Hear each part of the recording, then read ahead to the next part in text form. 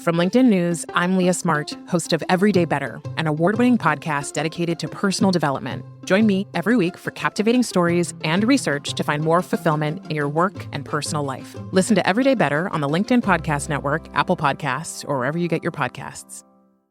The HP AI PC breaks language barriers instantly by translating up to 44 languages in real time, powered by the Intel Core Ultra processor. With the right tools, work doesn't have to feel like work. Learn more at hp.com/AI-PC.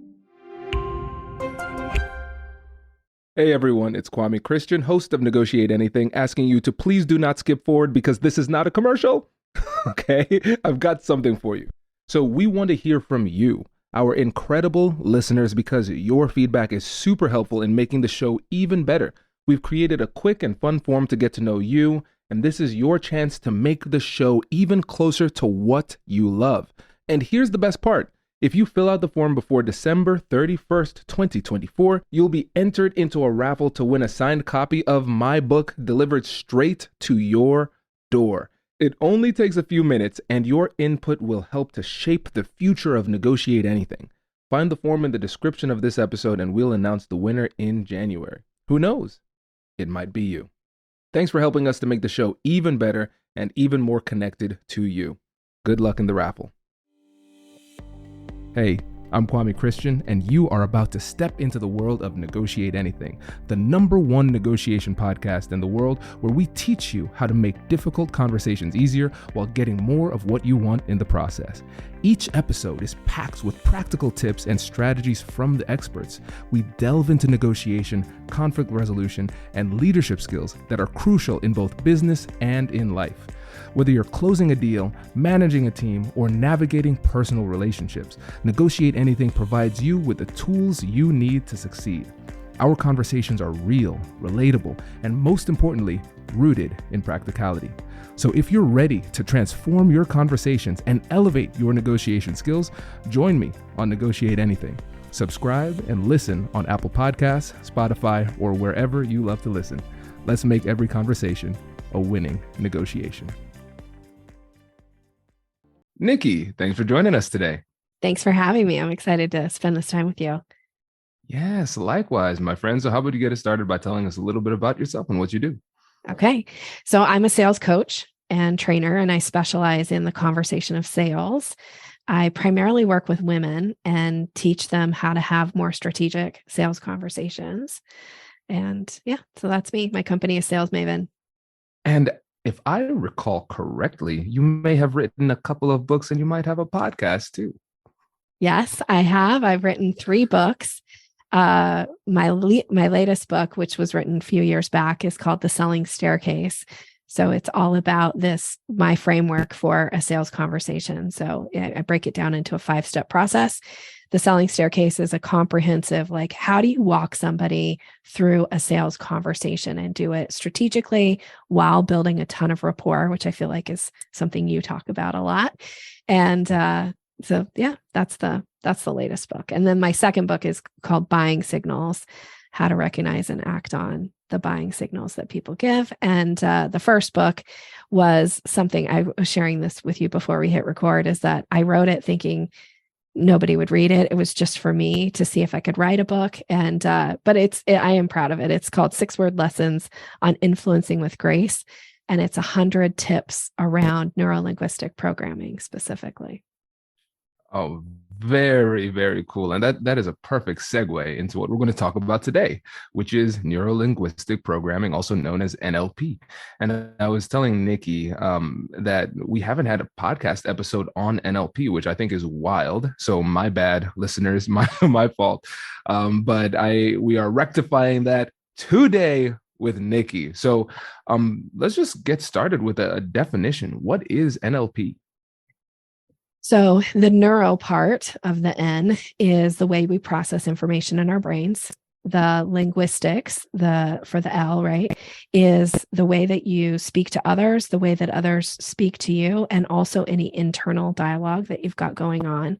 And the P is for programming, and that is about habits and patterns. So the neuro-linguistic programming it's used around the world in a lot of different contexts and for a lot of different reasons. But I really break it down is it's the study of communication. And how I bring it into my work, I will wrap this around my all-time favorite quote, which is, "Blessed are the flexible, for they shall not be bent out of shape."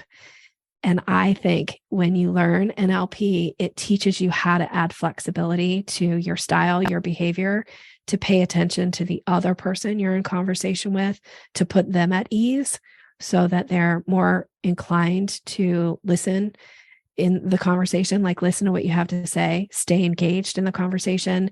And the third thing is be more revealing about what's important to them and what they're thinking about. This is great. And listeners, you can really clearly see how this could be beneficial in our difficult conversations that we're having with other people and just communication in general.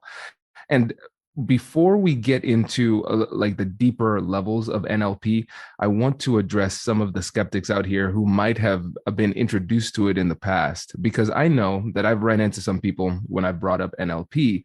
Some of them kind of brush it aside and say, "Oh no, that's silly. It's pseudoscience," those type of things. But the way that you described it is very, very simple. Neuro, the way that the brain processes information, linguistic, how we speak to others and how we speak to ourselves, and then programming habits and patterns.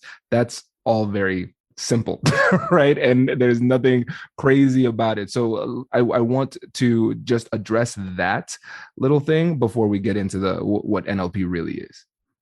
Yeah, there's a lot of misconception out there, with anything, psychology, any kind of technique that you learn. You can certainly use it in a manipulative way. You can also use it to be beneficial, right? So it's the yin and yang, it's the good and the bad.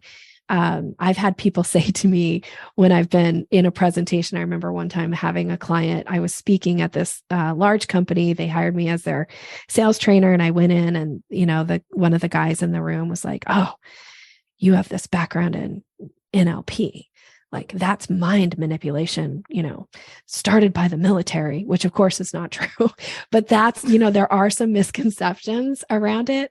And I think, do your research, but also if you're open to learning how to be a better communicator, you will find that the techniques that are taught in neuro-linguistic programming can be highly impactful. I started studying NLP when I was working for a really large organization as a regional sales manager. And I started studying it with this idea that, it will make me better at sales. Like it'll improve my confidence around sales. And it certainly helped me in all of my sales conversations. But ultimately what it did is it taught me how to be a better communicator, which then improved all the relationships in my life. Because instead of showing up and being like, this is me, take it or leave it, go kick rocks if you don't like the way I speak or the way that I show up, I was more flexible in the way that I would show up in a conversation. I would pay attention to what the other person's style is, how they communicated, and I'd be willing to make some adjustments to allow the conversation to flow better. So that's what I would say to the skeptic is, there's nothing wrong with being a skeptic. Please do, for many reasons in life. And if you're willing to dig a little deeper and see what's possible for you, you may find that it will absolutely change the game in the way that you communicate. I love it. Couldn't agree more. And I just got an email from the skeptic who said, "I am convinced, Nikki. Thank you. So how do I get started on this journey?" So let's talk about it. Okay. So how do we start with NLP? Where should we begin? Well, I would say, we were just talking about like those of us who write books, right? There's some amazing, amazing books out there. Now, I started studying NLP. It's been, I think, about 20 years now. And the textbook that we used, it's not really a textbook, but it feels like a textbook to read it. It was part of our practitioner level course. It was the NLP for Dummies book. Do you remember when all the dummies books were super popular? It reads like a textbook. It's a, pretty intensive deep dive, but ultimately my favorite book to get people started on NLP is, I think it's called The Really Good Cartoon Book of NLP. So it's got some illustrations in it. It's very simple. It's sold on Amazon. I can't even tell you the author's name, so I apologize to the author for not thinking of what his name is off the top of my head. But it's a great little it's like little snippets of NLP, and then you can look at it and go, okay, am I interested in digging deeper around this? You can find the encyclopedia of NLP online, and you can look up, and it breaks down different processes. And, that's for the scientific brain, the person who wants the super deep dive. But I like the Really Good Cartoon Book of NLP because I like give me the basics so I can get started. Nice. And listeners, you see all my friends, they're so humble. But we will be only linking to one book on NLP, my friend, and that will be yours. Okay. So we appreciate those other resources, but this is the Nikki show today. Thank you. Yeah, no worries. No worries. And one of the things you mentioned that I thought was really powerful, and it really speaks to the ethos of this podcast as well, is that you came into this trying to learn NLP in order to become better at sales. There was a transactional type of mindset that you had into it. And I think that's what a lot of people think about when they come to negotiation. So they stumble upon this podcast. A lot of them come because they searched salary negotiations or how to deal with difficult people or those type of things. And then they started to realize, wait a second, there's a little bit more here. And the definition that we use on the podcast is for negotiation is anytime you're in a conversation and somebody wants something, we want you to think about it as a negotiation. And with you, what you realized is you said, hey, NLP, I'm going to use this for sales. And then you started using it in other elements of your life. And so let's start with some foundational skills of NLP. When you are in a conversation, what are some elements of NLP that you typically use? Hello, my friends. Before we get back to today's episode, I want to ask you a question. Have you ever wondered how to elevate your team's negotiation game and how you can help the folks on your team have better, difficult conversations? At the American Negotiation Institute, we offer transformative keynotes and workshops tailored to empower professionals with top-tier negotiation and conflict resolution skills. Whether it's a keynote for your next event or hands-on training for your team, we've got you covered.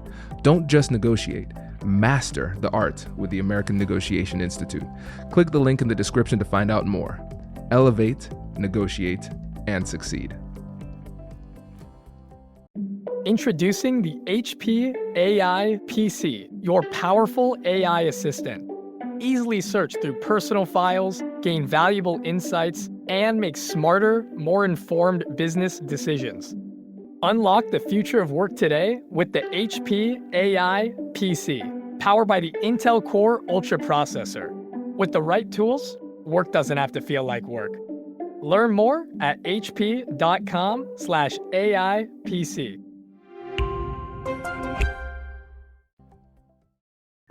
One of the easiest ones that is incredibly powerful is I pay attention to the rate of speech of the other person.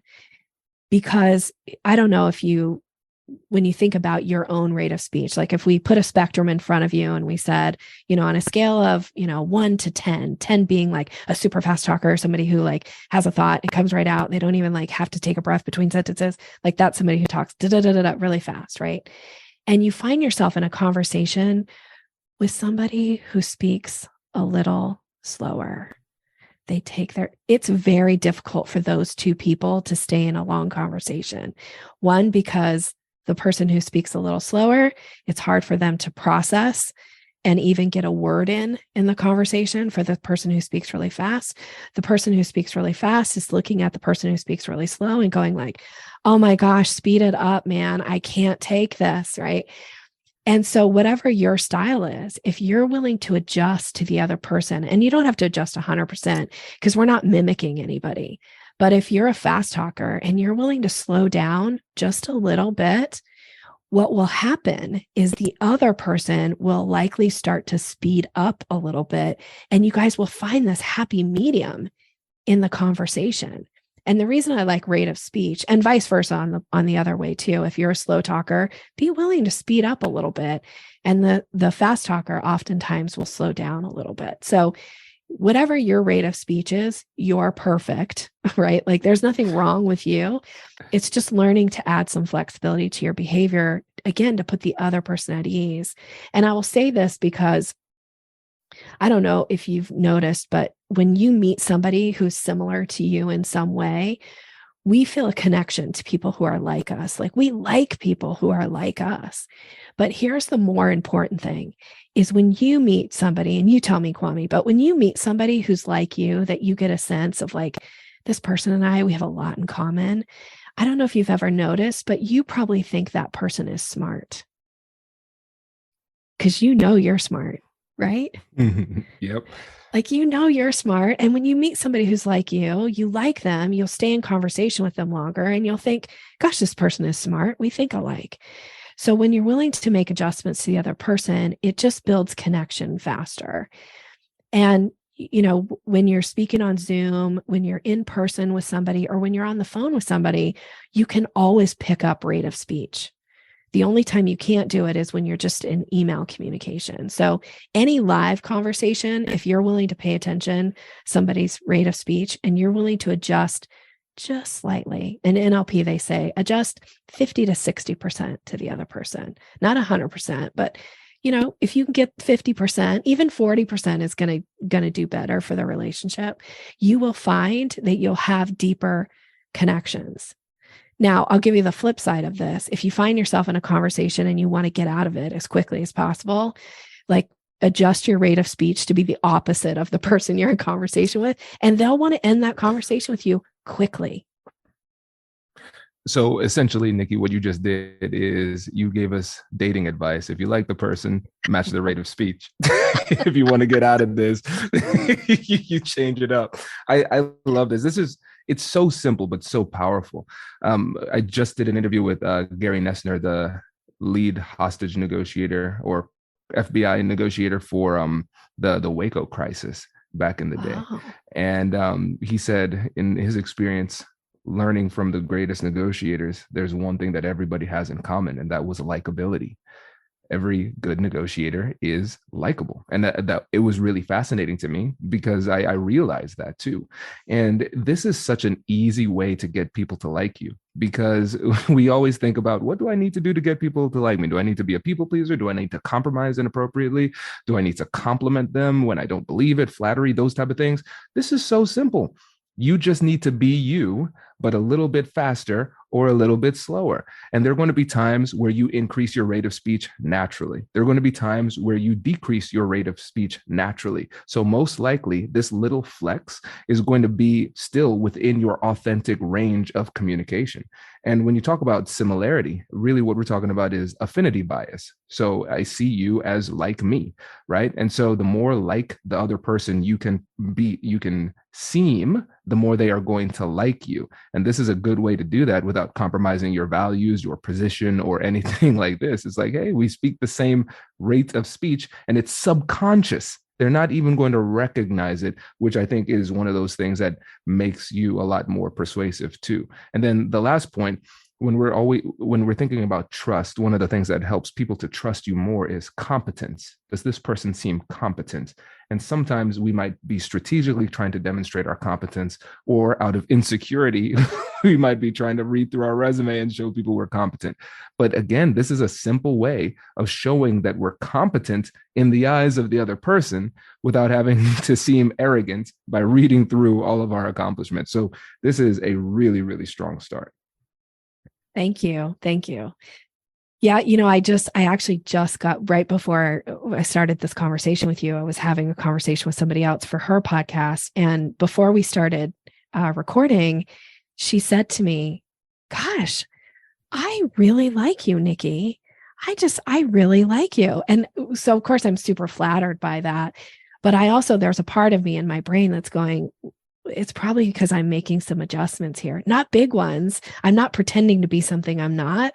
I'm just paying attention to her and her energy and how she's showing up. And I'm just willing to like adjust mine a little bit. And it was that fast that she was like, I really like you. And I was like, great. And we're going to have a great conversation. And we really did. Right. So it smooths the waters. It calms the waters. Right. So that's, I love the rate of speech one. Absolutely. This is good. This is good. So let's give us another one. What Okay. else is something that we could do? So the other thing I think is really important is to learn how to ask questions versus always making statements. Now I'll say that I bring this into my my work all the time. Like you can make a lot of statements at people, but most of us are so sick of being talked at. But you can actually have the same impact, but do it in a way that is a question that now can allow the other person to decide how they feel about something or whether they agree with something versus making a statement. So I can say to somebody, for instance, when you hire me, this is, imagine when you hire me, you're going to feel so much more confident when you're in your sales conversations, right? Like I could make that as a statement, or I could say, now, would you benefit from feeling more confident in your sales conversations? Is that something you're looking for? So just by framing it as a question, it allows for you to go, yeah, that is something I'm looking for. And now you feel more inclined to want to continue the conversation with me, because why would I ask that question if I didn't know that I could do that for you? Right. So it helps plant seeds. So I love questions. I think questions are one of the most impactful ways to build relationship with people. I also think what you tell me, because you're really the expert on negotiations, but I think usually the person who's asking questions tends to hold the power in a conversation. So if you're asking questions, now the other person's in the position. And I don't mean like you're on the witness stand, like answer me all my questions, but it's like, let's build connection and you get to share about you, because most of us are more interested in ourselves than we are in the other person. So if you want to build connection with somebody, let them see how interested you are in them and ask questions instead of make statements. I agree 100%. And sometimes people ask, hey, Kwame, what kind of negotiator are you? What kind of approach do you use? Those type of things. And I just say, listen to my podcast. This is how I do it. I like the same methodology that I use in a negotiation is really similar to the way that I handle a podcast, because this is a great example, because I'm controlling the conversation because I'm asking the questions. You're the one who's talking and giving all of the answers. Same thing in the negotiation. You want to have that type of ratio where the other person's talking more. You're getting more information, which is beneficial, but then also the person feels good, because most of the time people aren't good listeners. It's like, wow, I'm talking to somebody who's listening to me. This is incredible. It's so validating. So Absolutely, questions are so powerful. I think this is really why do I say I think it is? The methodology that I use for my difficult conversations is compassionate curiosity. It's all based in that curiosity. It's very question based. So yeah, it's really interesting now that you're saying this, Nikki, because I'm realizing that a lot of what people come onto the podcast and talk about, it is NLP. We just don't call it NLP. Yeah. Yeah. Well, you and I have a mutual connection, Melina Palmer, who's, behavioral economist. And shout out for Melina. She's absolutely amazing. And we have a lot of similarities in the things, like she comes from this behavioral economist standpoint with all of this research and studies behind it. I come from my NLP background. And oftentimes Melina and I are saying like, oh, in BE, as she refers to it, it's like, that's this theory. And I'm thinking like, okay, so in NLP, this is matching and mirroring, or this is, anchoring. And, although they use anchoring also in behavioral economics, but it's just, there's a lot of similarities, a lot of crossover in these conversations. So you might be, somebody who's listening might be like, oh, well, we learned a version of that in my psychology class. And I'm going, well, I learned it in my NLP class. The thing is does it work? Does it work? Does it make an impact? And however you want to label it, as long as you're doing it with a high level of integrity and you're building connection with people, that I think is where you're going to see success in relationships, in business, in life. 100%. 100%. This is great. So asking questions, and one last note to the listeners too. One of the challenges that I have for you all, because this has been really helpful for me, is whenever you think of a statement that you want to make, what I like to do is try to force myself to turn that into a question of some sort. Because like you said, we're planting seeds. And sometimes I might make a statement has no impact or perceptible impact at that moment. But if I were to turn that into a question, it's like it's like it plants this seed, and it might not lead them to change their perspective in that very moment, but it causes them to put their brain in a different place. So they go to a different place. When somebody asks a question, even if you don't answer it verbally, your brain addresses it, right? But it's easy to be defensive and just shut down statements without really giving it full consideration. Yeah. And that brings me to, I don't know if this is even interesting for us to talk about, so we can ignore it, but do you talk about polarity response at all? Is that something? Let's do it today. Okay. So the reason I bring it up is because just what you had said about, like, it might not land for somebody if you're making a statement. So in NLP, a polarity response is, an example of it is like, you say yes, the other person says no. You say black, they say white. You say love, they say hate. It's like they take the opposite view of whatever it is that you say. By the way, we all have a polarity response. Some of these people have, like, they live in your home and they have a really high polarity response to you. Sometimes it's context specific. Sometimes it's relationship specific as to when the polarity response arises. And for some people, it's become a behavioral, like an everyday behavioral trait. So if you say to somebody, this is a super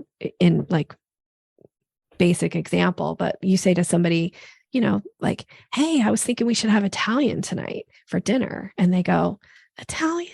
Really? I was really thinking we should have Thai. Like, it doesn't matter what you would have said. They would have said some other version.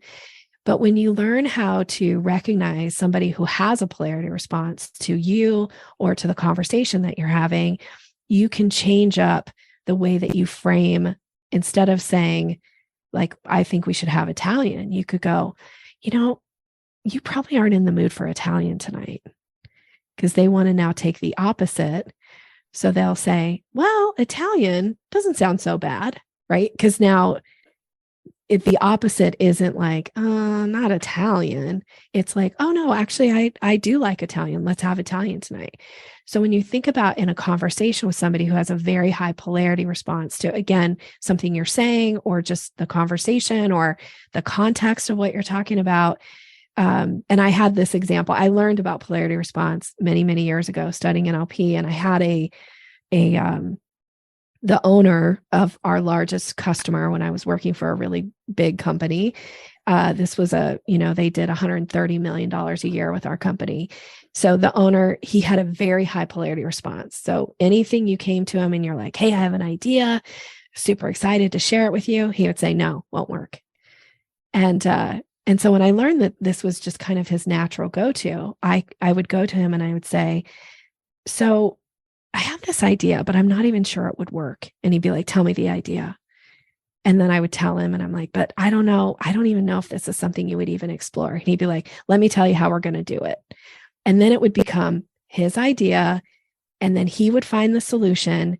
And ultimately, it wasn't about me. And I want to say really clearly, if he didn't like the idea, it wasn't like he was going to agree to it, but he'd be more open to exploring it if I could frame it in a different way. So framing is super important in your language, and specifically of bringing in some NLP to it. How do you frame something to somebody so that they are being more open to hearing it? And then they can find a solution. I had a client who had a really high polarity response. She would always like, Nikki, give me 5 ideas of things I can do right now to bring more money into my business. And I would find that every time I'd I would throw out an idea, she'd be like, nope, won't work. Didn't, nope. Mm-mm. So I just realized, okay, so she's got this high polarity. So when she would ask me for these things, I would say, now, I'm going to throw out these ideas and I'm going to throw them out really fast. And I just want you to knock them down as fast as you can. Like, tell me immediately it won't work so that we can just move on. So then I would throw out an idea and she'd be like, let me think about that one. And then she would slow down enough to like consider it. Doesn't mean she's necessarily going to do it, but she's much more open to now taking in the information, as long as I was telling her, like, reject it as fast as possible. Because her polarity response is, I'm not going to reject it as fast as possible. I'm going to consider it. You know, there are two great philosophers who actually introduced the concept of polarity to the masses. One is named Daffy, and the other one is named Bugs. You think about the old Looney Tunes, rabbit season, duck season, and then they would switch it up. That's what this sounds like to me. It makes so much sense. I really love this because I think, as you were saying this, I think everybody was saying, oh, I know exactly who that is in my life. We all have people who respond in this way. And in the mediation world, there's a concept called reactive devaluation. And the way that I describe it is, this is the just because you said it, I don't believe it bias. Yes. And so what they find in mediation is that sometimes if one of the parties has an idea that we believe is acceptable, we make sure that the other party doesn't send that message. It goes through the mediator, and the mediator presents it as their own idea, and it makes it more tolerable. But in this situation, if we're negotiating, a lot of times let's assume we don't have the benefit of a third party to float the idea. We have to do it ourselves. And we realize there's a polarity response as it relates to us in this situation. Okay, so I know they're going to disagree with me, so let me frame it differently. And I love the way that you described it. We are asking ourselves, and I think we should just ask ourselves this in general, even if there's not a polarity response, but in general, how should I frame this message in a way that will make them more open to it? And the key word there is open, because a lot of times we're making these really, really, really great points to somebody who is not at all receptive. We haven't taken the time to open them up so they can actually receive the message. And so this is a really powerful methodology that I think we could use in almost all of our conversations. I use it quite often. And when you start to recognize, I have somebody who lives in my home that has a high polarity response, right? And I also have learned, and this is again back from my NLP background, I've learned that he likes to take his time to make big decisions, right? Like, I'm a quick start on the Colby. Like, put something in front of me, I can probably make a decision about it. Yes, no, let's go, or I'm not in, right? Like, it's super fast. But any big decisions in his life takes about a year. I've learned this after being together, being with my significant other now we're coming up on our 20th year. So, I've learned.